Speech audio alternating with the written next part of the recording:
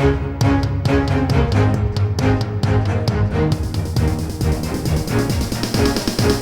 Friday, May 27th, 2022, and this is the Washington Times front page. Thanks for joining us. I'm George Gerbo. The teen gunman who carried out the shooting at an elementary school in Uvalde, Texas, walked into the building unchallenged through an apparently unlocked door and barricaded himself inside a classroom for more than an hour.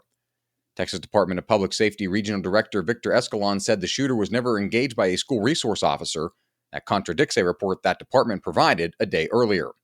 Valerie Richardson reports the revised account addressed and yet failed to answer mounting criticism about why it took so long for officers to confront the gunman. He killed at least 19 students and 2 teachers in a 4th grade classroom at Romb Elementary School.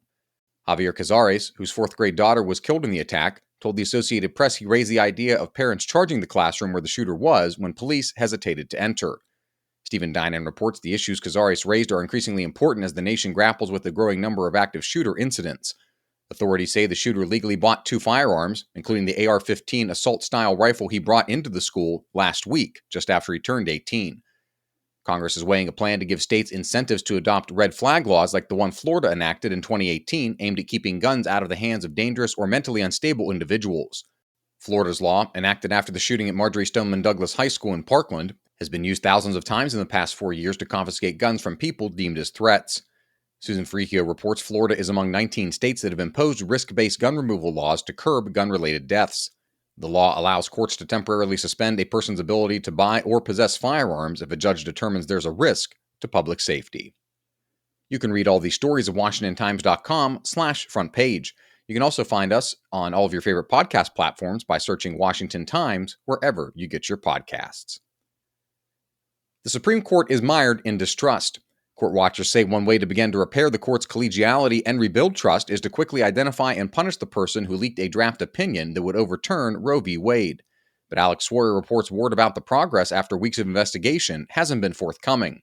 It's been nearly 3 weeks since Chief Justice John Roberts directed Court Marshal Gail Curley to identify the person that leaked the draft opinion to Politico. Court watchers say the institution must recover because the justices are bound together for decades.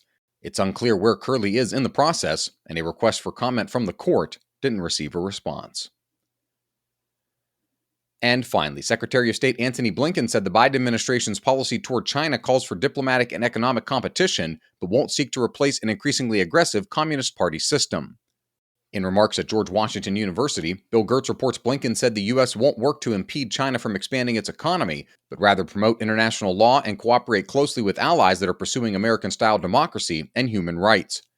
He described a 3-pronged policy calling for investment in U.S. infrastructure and democracy, aligning more closely with allies and partners, and competing with China directly by promoting democracy and strengthening the U.S. military to deter a conflict.